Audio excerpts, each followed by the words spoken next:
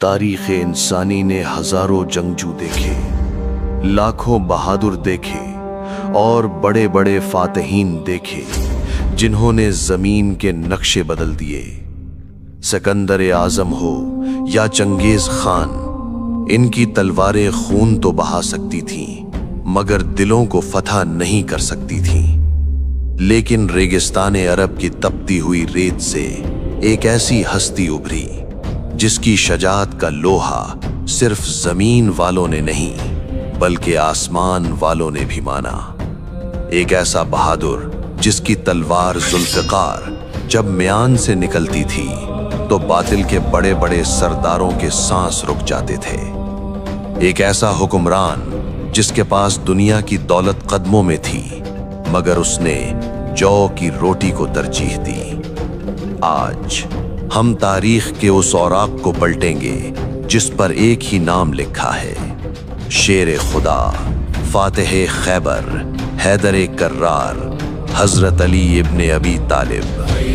یہ کہانی صرف ایک جنگجو کی نہیں، یہ کہانی ہے عشق اور طاقت کے اس کمال کی جس کی مثال آج تک دنیا پیش کرنے سے قاصر ہے۔ مکہ کی وادی جہاں ہر طرف بتوں کی پوجا ہوتی تھی، وہیں 13 رجب کو ایک ایسا بچہ دنیا میں آیا جس نے اپنی پیشانی کبھی کسی بت کے سامنے نہیں جھکائی۔ شاید یہی وجہ ہے کہ تاریخ انہیں کرم اللہ وجہہ لکھتی ہے، یعنی وہ چہرہ جسے اللہ نے بزرگ و برتر کر دیا۔ آپ کی پرورش کسی عام گھرانے میں نہیں ہوئی بلکہ آپ کی تربیت براہ راست نبی کریم صلی اللہ علیہ وسلم کی گود میں ہوئی۔ ذرا سوچیں، جس کا مربی اور استاد خود رسول خدا ہو اس کا کردار کیسا ہوگا؟ بچپن ہی سے حضرت علی کا مزاج عام بچوں جیسا نہ تھا۔ جب قریش کے بچے کھیل کود میں مصروف ہوتے، علی نبی کے قدموں میں بیٹھ کر حکمت و دانائی سیکھ رہے ہوتے۔ یہ وہی ابتدائی دور تھا جس نے آپ کو نہ صرف جسمانی طور پر بلکہ روحانی طور پر بھی فولاد بنا دیا تھا۔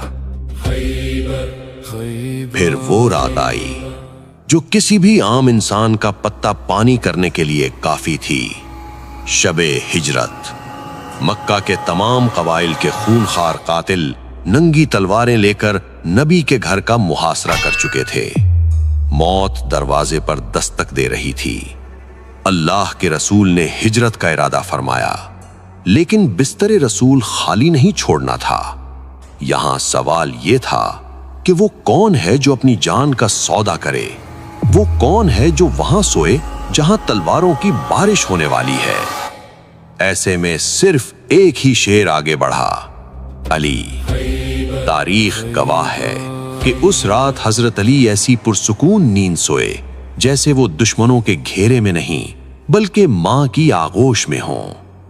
اس رات علی نے دنیا کو بتا دیا کہ بہادری جسم کے ڈولے سے نہیں بلکہ ایمان کی پختگی سے آتی ہے۔ وقت گزرتا گیا اور اسلام کے خلاف سازشیں بڑھتی گئیں۔ سن 5 ہجری غزوہ خندق کا مقام۔ مدینہ کے گرد خندق کھدی ہوئی تھی اور کفار کا سب سے بڑا پہلوان عمرو بن عبد ود خندق پھلانگ کر مسلمانوں کو للکار رہا تھا۔ یہ وہ پہلوان تھا جسے 1000 سواروں کے برابر سمجھا جاتا تھا۔ اس کی آواز گرج رہی تھی، ہے کوئی جو مجھ سے لڑے؟ ہے کوئی جو جنت میں جانا چاہتا ہو؟ صحابہ میں خاموشی چھا گئی۔ 3 بار نبی نے آواز دی اور تینوں بار صرف ایک ہی نوجوان کھڑا ہوا، علی۔ جب علی میدان میں گئے تو دھول اڑی، تلواروں کی جھنکار سنائی دی اور پھر فضا میں صرف ایک نعرہ گونجا، اللہ اکبر۔ عمرو بن عبد ود کا سر زمین پر تھا اور علی کی تلوار فضا میں۔ نبی کریم نے فرمایا، آج کل کا کل ایمان کل کے کل کفر کے مقابلے پر ہے۔ لیکن حضرت علی کی شجاعت کا سب سے بڑا امتحان ابھی باقی تھا۔ سن 7 ہجری، مقام خیبر۔ یہ یہودیوں کا وہ قلعہ تھا جو لوہے اور پتھر کا پہاڑ معلوم ہوتا تھا۔ मुसलसल कई दिन तक लश्कर इस्लाम कला फतह करने की कोशिश करता रहा, मगर नाकामी हुई। फौजें थक चुकी थीं, उम्मीदें दम तोड़ रही थीं। फिर वो तारीखी ऐलान हुआ जिसने जंग का पासा पलट दिया। रसूल खुदा ने फरमाया, कल मैं ये झंडा उस शख्स को दूंगा जो अल्लाह और रसूल से मोहब्बत करता है और अल्लाह और रसूल उससे मोहब्बत करते हैं। अगली सुबह इल्म हजरत अली के हाथ में था। आपकी आंखों में आशूब यानी तकलीफ थी। नबी ने अपना लुआबे दहन लगाया और फिर अली तूफान बनकर खैबर पर टूट पड़े। मरहब जैसा देव हैकल जंगजू एक ही वार में काट दिया गया।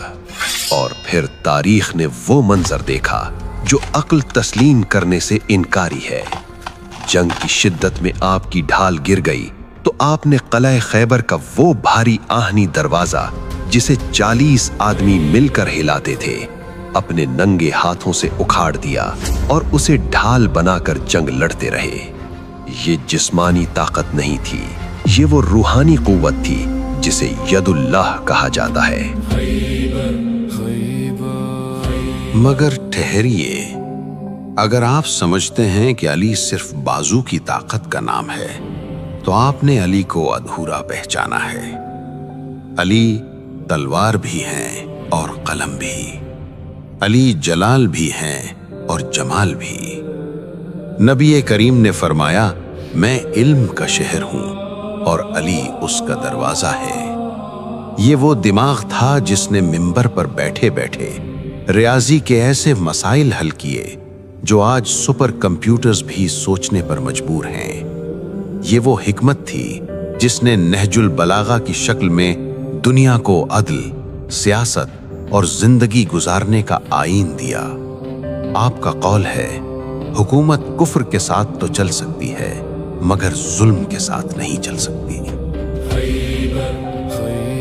जब आप वक्त के खलीफा बने तो आधी दुनिया आपके ज़ेरे नगी थी, मगर ए दुनिया के हुक्मरानों, देखो उस बादशाह को जिसके कुर्ते पर पैबंद लगे होते थे, जो बैतुल माल की हिफाजत अपनी जान से ज्यादा करते थे। एक मशहूर वाकया है, जब एक शख्स आपसे जाती बात करने आया तो आपने सरकारी चिराग बुझा दिया और अपना जाती छोटा सा दिया जला लिया। उसने वजह पूछी तो फरमाया, पहले मैं मुसलमानों के तेल यानी पैसे की रोशनी में सरकारी काम कर रहा था, अब ये मेरी जाती गुफ्तगू है। मैं कौम का पैसा अपनी जात पर खर्च नहीं कर सकता। ये था वो मयारे अदालत जिसकी मिसाल आज पूरी इंसानियत ढूंढ रही है। हजरत अली का जिक्र किसी खास दिन या तारीख का मोहताज नहीं। चाहे 13 रजब की निस्बत हो या साल का कोई भी लम्हा, हम उस अजीम किरदार को याद कर रहे हैं जिसने हमें बताया कि बहादुरी जुल्म करने में नहीं बल्कि मजलूम का साथ देने में है। ताकत कमजोर को दबाने में नहीं बल्कि गिरे हुए को उठाने में है। चाहे खैबर का मैदान हो या कूफा की मस्जिद, अली का किरदार रहती दुनिया तक हक और सच का इस्तिआरा रहेगा। सलाम हो शेर खुदा पर। अगर आपको शेर खुदा की ये ईमान अफरूज दास्तान पसंद आई तो वीडियो को लाइक करें और कमेंट में सुभान अल्लाह या अपनी अकीदत का इजहार जरूर करें। हमें बताएं कि आप हजरत अली अलैहिस्सलाम की जिंदगी के किस पहलू से सबसे ज्यादा मुतासिर हैं। ऐसी मजीद वीडियोस के लिए चैनल को सब्सक्राइब करना न भूलें। अल्लाह हम सब का हामी और नासिर हो। अस्सलामु अलैकुम वरहमतुल्लाहि वबरकातुहू।